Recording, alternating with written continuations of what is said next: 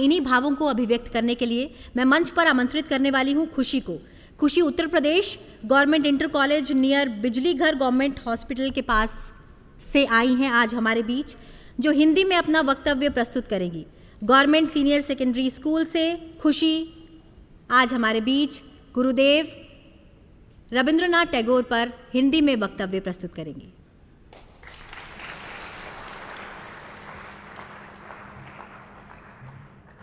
सभी गणमान्य व्यक्ति और अतिथियों को मेरा नमस्कार।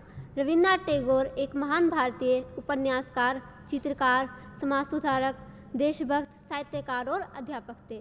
उन्हें गुरुदेव के नाम से भी जाना जाता था। रविन्द्रनाथ टैगोर का जन्म सन 1861 को कोलकाता में हुआ था। रविन्द्रनाथ टैगोर के पिता का नाम देवेंद्रनाथ टैगोर और माता का नाम शारदा देवी था। वे एक संपन्न बंगाली परिवार में जन्मे थे और उनका मातृभाषा के प्रति प्रेम असीमित था।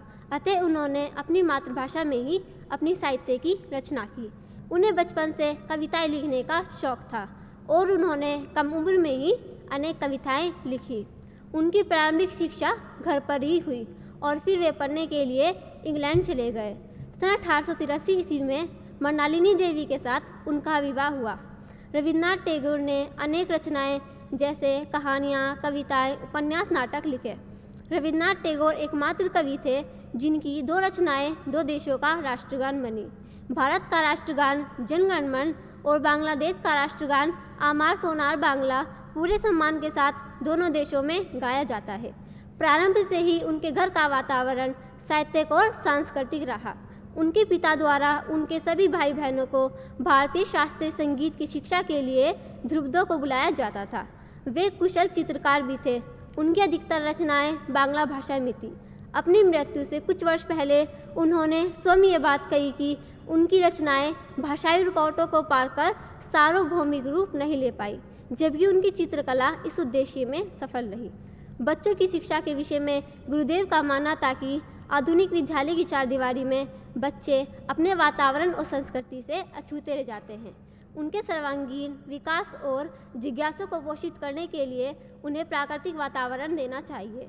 उन्होंने प्राकृतिक वातावरण में गुरुकुल परंपरा के अनुरूप सन 1901 में शांति निकेतन में एक विद्यालय प्रारंभ किया। इस दिन को मनाने का उद्देश्य है कि युवा पीढ़ी को उनके बारे में बताया जाए ताकि वे भी उनसे व उनके कार्यों से प्रेरणा ले सके और अपनी मातृभाषा के प्रति प्रेम और देश व समाज के प्रति अपने कर्तव्य का निर्वाह कर सके। उनका महान लेखन आज भी देश के लोगों को प्रेरित करता है।